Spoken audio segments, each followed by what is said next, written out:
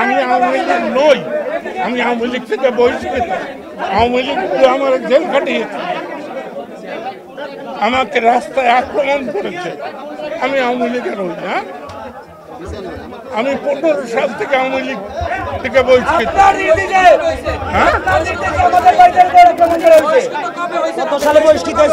15 সালে আমি 16 জুলাই বলেছি এই সরকারের পতন চাই।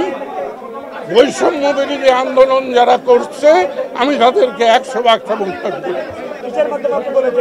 বিবিসি শুনে দেখেন, আমি কোনোদিন, আমাকে বলা হয়েছে যে মুক্তিযোদ্ধারা আসার উদ্দেশ্য কি? এখানে আসার উদ্দেশ্য কি? আমার উদ্দেশ্য ইনফরমেশন দিছে কি? আসতে বলছে কে? আসতে বলছে যেটাই খান পাটনা মাহমুদুর রহমান।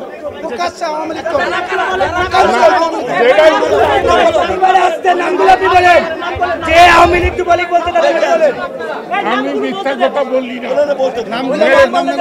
আমার যাই পরিণতি হোক আমি তো বললাম। হ্যাঁ, আমি তো নাম বললাম, জেরাই খান না, ডাক্তার মাহমুদ এবং বুলবুল, এই তিনজন।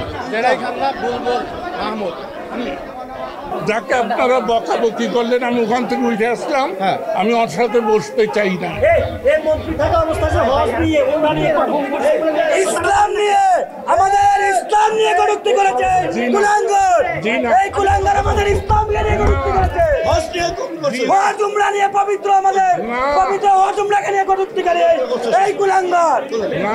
জুলাই যোদ্ধারা তাকে কোনো অবমাননা করে নাই। প্রশাসন নিজে প্রশাসনের ব্যবস্থা করছে। এই কুলাঙ্গারের পরিচয় বাংলাদেশ কেউ জানে না, এমন কেউ নেই। খারাপ লোক তাদের কথা বলি।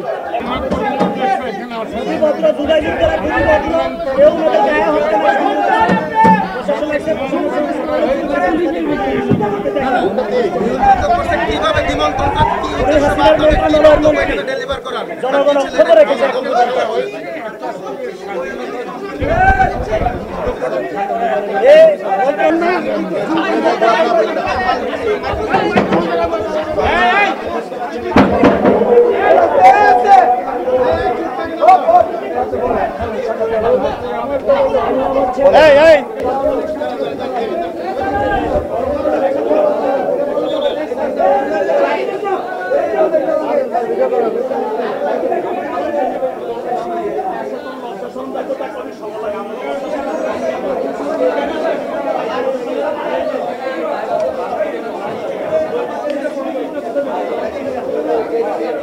আব্দুল লতিফ সিদ্দিকী আওয়ামী লীগের শুধু প্রেসিডিয়াম মেম্বারই নয়, সে একজন ভয়ঙ্কর লেভেলের দুষ্কৃতিকারী। যে ইসলাম ধর্মের নবী, আমাদের ধর্মের অন্যতম স্তম্ভ হজ এবং উমরাকে নিয়ে আব্দুল লতিফ সিদ্দিকী কটূক্তি করেছিল। সেটা মনে থাকার কথা।